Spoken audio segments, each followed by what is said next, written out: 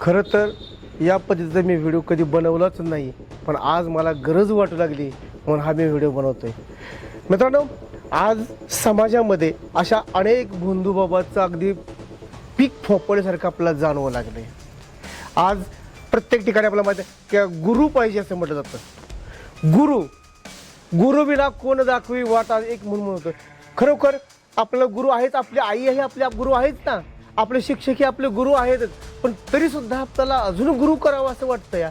कारण हा गुरु जर केला तर आपण चांगल्या मार्गाने जाऊ, चांगल्या मार्गाने आपली वाटचाल होईल किंवा सत्संगामध्ये आपण जाऊ, सत्संगाच्या माध्यमातून आपला धडपड होईल असं आपल्याला प्रत्येकाला वाटत असतं. परंतु आज अशी कंडिशन झाली या की गुरु करायचं म्हटलं तरीसुद्धा अगदी मनामध्ये धडकी भरती या. कारण आसाराम बापूपासून, राम रहीमपासून आता जे कॅप्टन अशोक खरातापर्यंत ज्या उदाहरण आपण पाहतोय, हे उदाहरण पाहिल्यानंतर आपल्या मनामध्ये शंकेची पाल चुकचुकल्याशिवाय राहणारच नाही आहे. कारण जर आपण गुरु करावा तर असा गुरु जर झाला तर आपल्या आयुष्याची आपली बर्बादी होणार आहे, हे आपल्या सर्वांना आता लक्षात येऊ लागले. आज आपण 4 ते 5 दिवसाला पाहतोय की कॅप्टन अशोक खरात यांचं प्रस्ताव आज सगळीकडे माझ्यासारखं पाहायला मिळतं. जणू काय त्या काँग्रेसच्या गवतासारखं ती फोपण्यासारखं वाटायला लागलं या. खरोखर इतका नीच दर्जाचा कळस गाठणारा हा व्यक्ती की ज्या व्यक्तीनं लोकांना चांगल्या लोकांना फसवलं गेलं आणि त्याच्यामध्ये अगदी त्यांना वेड केलं गेलं. आणि हे अत्याचाराचा कळस इतका गाठला की ज्यावेळेस पोलिसांनी धाड टाकली त्यावेळेस सुरुवातीला थोडंसं वाटणारं उदाहरण 50 ते 56 उदाहरणं आहेत असं वाटलं, पण आज शेकडो उदाहरणं ते बाहेर पडू लागलेत की इतक्या महिलांवर अत्याचार केला गेला. आणि या अत्याचारासाठी घडवणारी घटना जी आहे तर प्रामुख्यानं त्याला जबाबदार कोण असतील तर तुमच्या आमच्यासारखे राजकीय पुढारीच त्याच्यामध्ये प्रामुख्याने सामावलेले आहेत. आज आपण पाहतोय बरेचसे राजकीय नेते त्याच्यामध्ये आज समाविष्ट आहेत.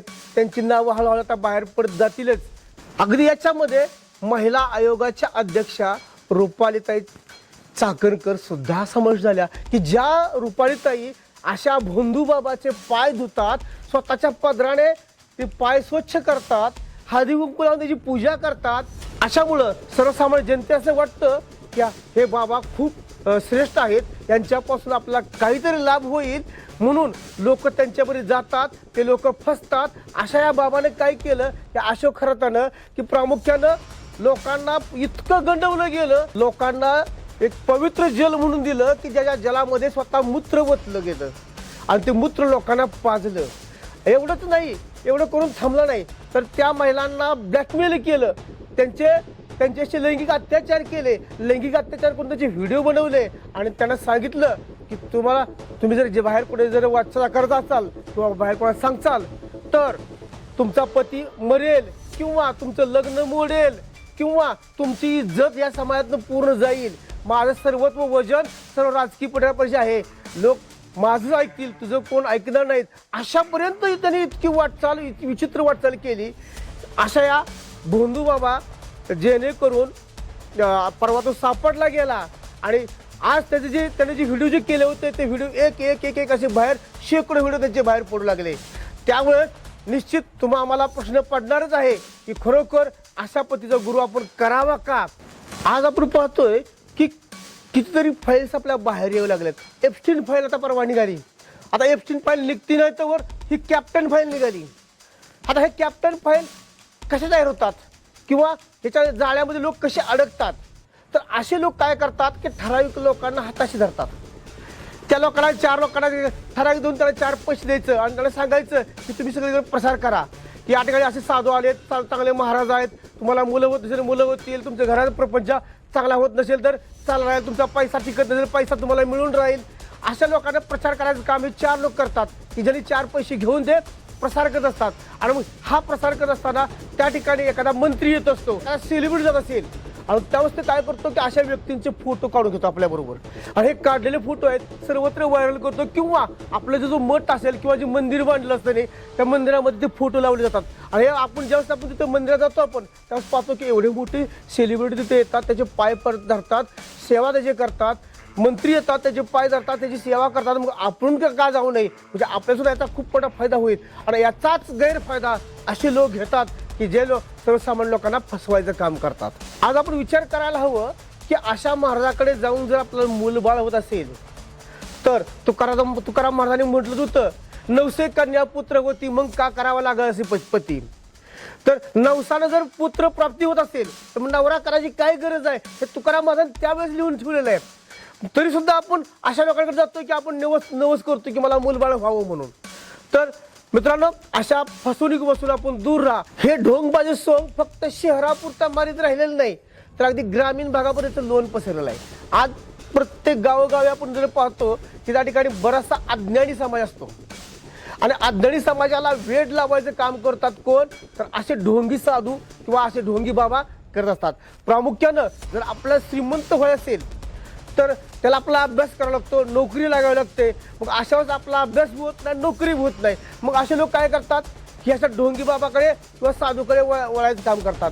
अंगामध्ये केसरी भगवी कपडे घालायची, टोपी घालायची आणि टोपी घालून लोकांमध्ये जणू काय ज्ञानाचे दिवळ म्हणतो आपण दाखवायचं की मला किती ज्ञान आहे आणि सर्वसामान्य जनतेला फसवायचं काम करतात. तर अशा लोकांपासून ग्रामीण भागातील लोकांनी सुद्धा थोडंसं दूर, 4 हात दूर राहिलं पाहिजे की या लोकांना कोणतंही ज्ञान नसतं. जर ज्ञान असतं तर हे तुमच्याबरोबर आले नसते.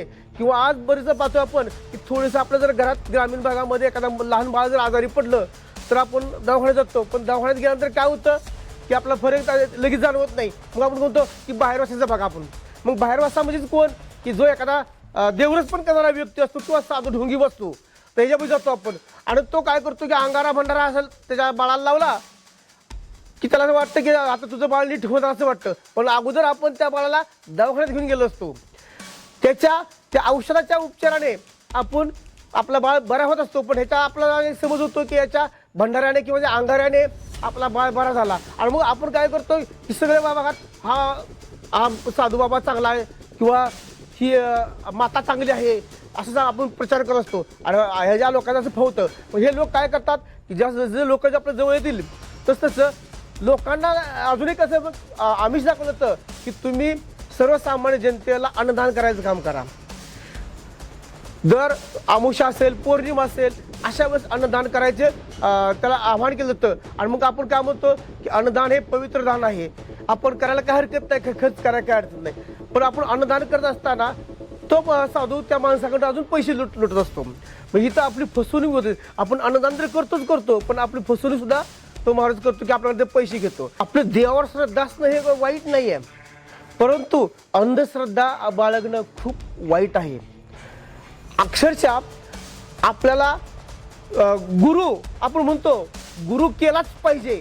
हा गुरु करण्यापेक्षा आपण आदर्श मानला पाहिजे.